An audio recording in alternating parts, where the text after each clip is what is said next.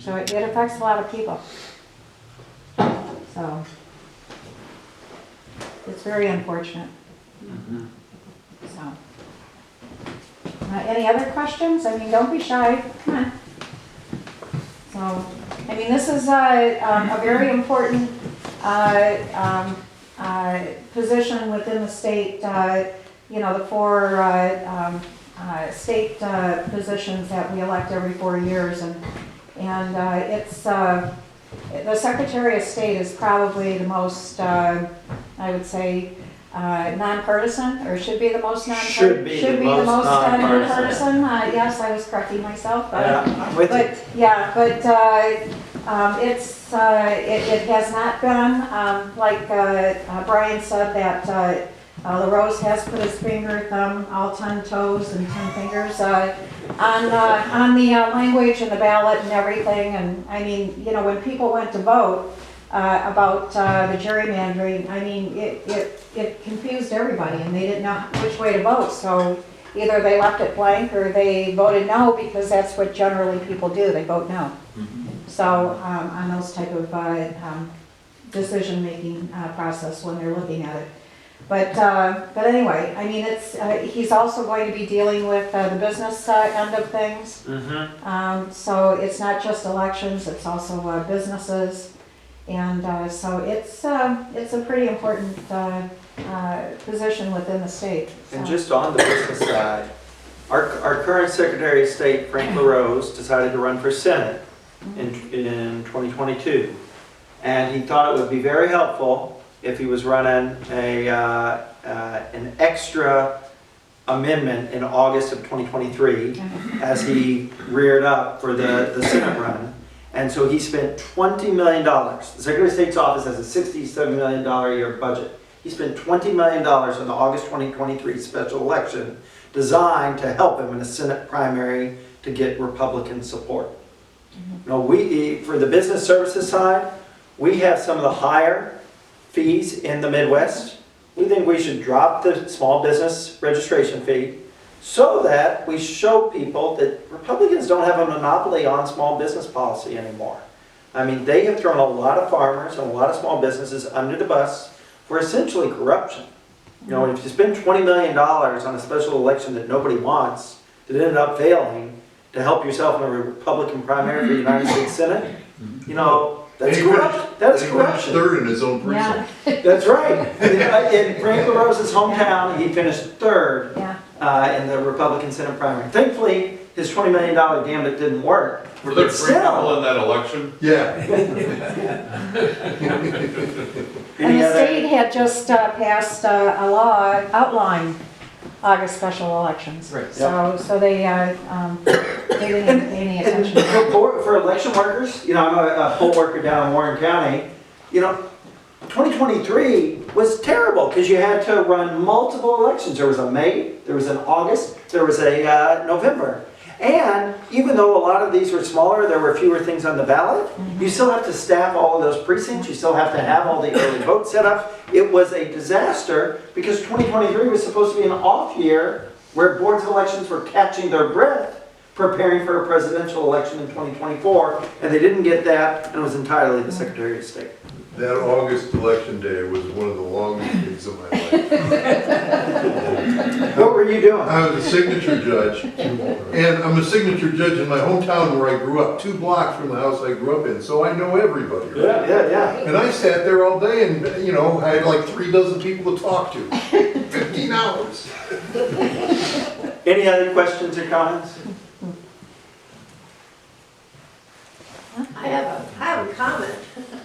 I don't, you're kind of young, but Thank you.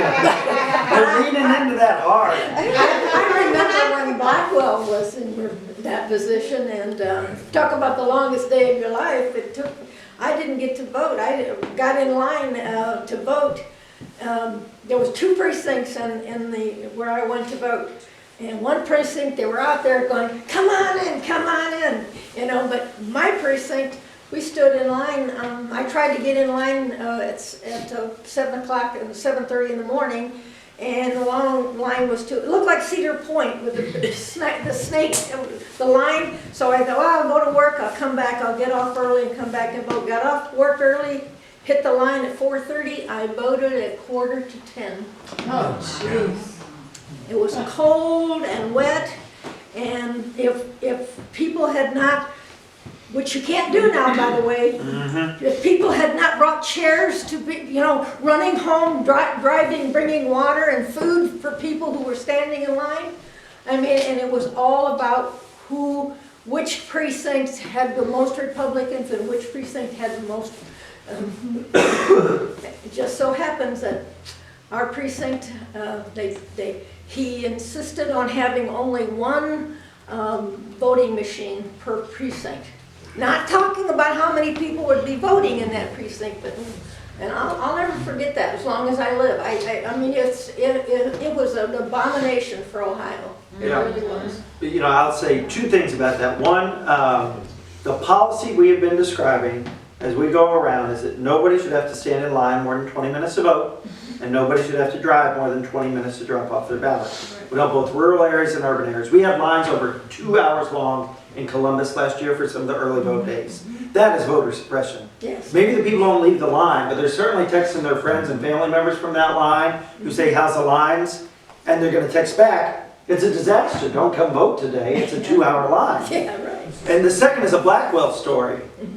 When Kim Blackwell was our Secretary of State, the Secretary of State after him was our last Democratic Secretary of State, Jennifer Bruner, who is now a Supreme Court Justice in Ohio. When Blackwell when the Republicans lost and Jennifer Bruner won, they did not give the Bruner administration the keys until midnight on the day that they were required to.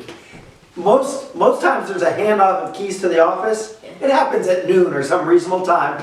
They made Christopher Vance, the Associate Secretary of State, come at midnight 01 to the office to receive the keys because they didn't want to give it a minute sooner than they had it. And when Vance and the Bruner administration went into the Secretary of State's office, in the main conference room, there was a portrait of Kim Blackwell, the Secretary of State, it was the size of the wall. They couldn't believe it. Like the Secretary of State has a 10-foot photo of themselves on the wall of the conference room. Typical Republican. And then you look, if anybody been to our Secretary of State's website now, where in huge letters it says Frank LaRose, and in small letters it says Secretary of State of Ohio. Yeah, yeah. We just need politicians with a little less hubris. Ego. Yeah. And not a big portrait of yourself on the wall. So are you going to glamour shots to get the ready?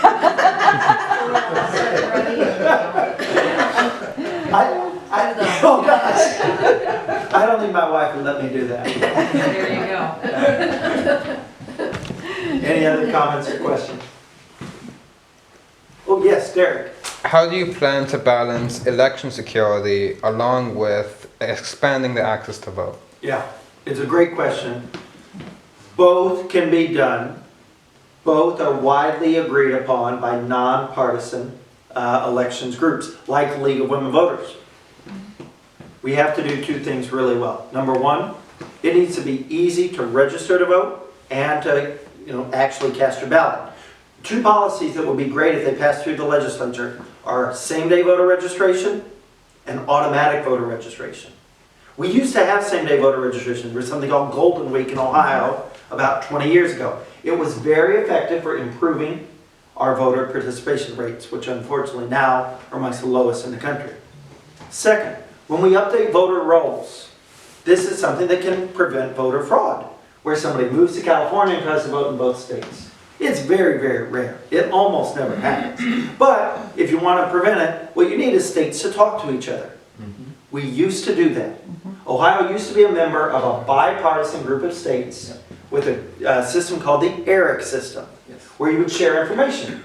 Somebody moved to California, California would know they're in California now, and Ohio would get a list of people who had left the state and registered in a new state. It worked great, and it was Republican states and Democratic states. But our Secretary of State pulled us out of the ERIC system. Which one? The ERIC system. I know, but which Secretary of State? did LaRose. this? LaRose did it. LaRose. I believe in 2021, 2020 or 2021, Yeah, during. because there was a conspiracy out there, conspiracy website that said that the ERIC system was a liberal conspiracy. It was Republican and Democratic states that were in it. It was one of the best ways to prevent the rare cases of actual voter fraud. Our Republican Secretary of State pulled us out of it. And the reason he did it was to prepare to run for the United States Senate, and he didn't want a problem with the right flank of his party. And it's And the Secretary of State can re-enter it by directive. You don't need the legislature to do a thing. a way to clean up the voter rolls on an That's right. ongoing basis. We should not let the Republicans say that they're the ones for accurate voter rolls. They took us out of the thing that was providing accurate voter rolls. Nobody wants dead people or people in California on voter rolls, so you can do both, but it's gonna take some political will. Yeah. Thank you very much. Thanks for coming on a Friday afternoon. Really appreciate it. Yeah.